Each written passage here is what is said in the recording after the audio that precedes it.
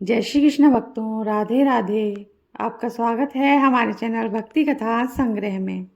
आज हम आपके सामने प्रस्तुत करने जा रहे हैं राधा जन्म की पौराणिक कथा, राधाष्टमी से जुड़ी हुई कथा। भाद्रपद माह के शुक्ल पक्ष की अष्टमी तिथि को राधा रानी का जन्मोत्सव मनाया जाता है। इस बार 11 सितंबर को राधाष्टमी है। राधा जी के जन्म से जुड़े रोचक तथ्य के बारे में आज हम आपको कुछ बताने जा रहे हैं। आइए जानते हैं। भगवान श्री कृष्ण के जन्म की 15 दिन बाद देवी राधा का भी जन्मदिन मनाया जाता है, जिसे राधाष्टमी के नाम से जाना जाता है। राधा रानी का जन्मदिन भाद्रपद माह के शुक्ल पक्ष की अष्टमी तिथि को मनाया जाता है। इस दिन देवी राधा के भक्त व्रत रखते हैं और घर और मंदिरों में श्री कृष्ण और राधा जी की पूजा अर्चना की जाती है। इस साल राधाष्टमी 11 सितंबर को मनाई जाएगी। राधा जी की जन्म कथा श्री कृष्ण के साथ उनके प्रेम कहानी की तरह ही बड़ी रोचक है।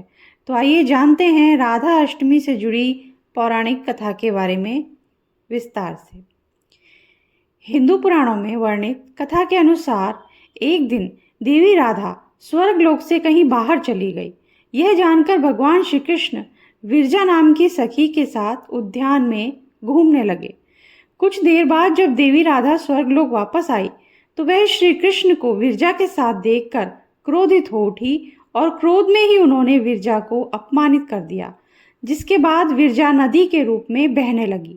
देवी राधा का यह व्यवहार श्री कृष्ण के मित्र सुदामा को अनुचित लगा और वे देवी राधा को भला बुरा कहने लगे।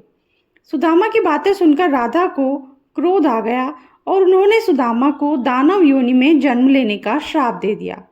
इसके बाद सुदामा ने भी देवी राधा को मनुष्य योनि में जन्म लेने का श्राप दिया। शिव पुराण की कथा के अनुसार देवी राधा के श्राप के कारण सुदामा ने शंखचूड़ दानव के रूप में जन्म लिया, जिसका वध भगवान शिव के हाथों हुआ था। वहीं राधा रानी को सुदामा के श्राप के कारण पृथ्वी लोक पर मनुष्य के रूप में जन्म लेकर भगवान कृष्ण का वियोग सहना पड़ा। जबकि कुछ पौराणिक कथाओं में बताया गया है कि द्वापर युग में जब श्री विष्णु ने भगवान कृष्ण के रूप में अवतार लिया तो उनकी पत्नी यानी माता लक्ष्मी ही देवी राधा के रूप में पृथ्वी पर आई थी। राधा अष्टमी व्रत का हिंदू धर्म में बहुत ही महत्व है। इस दिन भक्तजन देवी राधा के नाम का व्रत रखते हैं और धूमधाम से श्री कृष्ण और देवी राधा की पूजा अर्चना करते हैं। शास्त्रों की माने तो जो भी भक्त सच्ची श्रद्धा से इस दिन देवी राधा के लिए व्रत रखते हैं, उनके जीवन में आर्थिक समस्याएं कभी नहीं आती हैं। ऐसा भी माना जाता है कि इस दिन देवी राधा अपने भक्तों की सारी इच्छाएं पूर्ण करती हैं। धर्मशास्त्रों में बताया गया है कि अगर आपको श्री कृष्ण की कृपा प्राप्त करनी है तो देवी राधा के नाम का जाप करना होगा। इसके बिना आप इस भवसागर को पार नहीं कर सकते।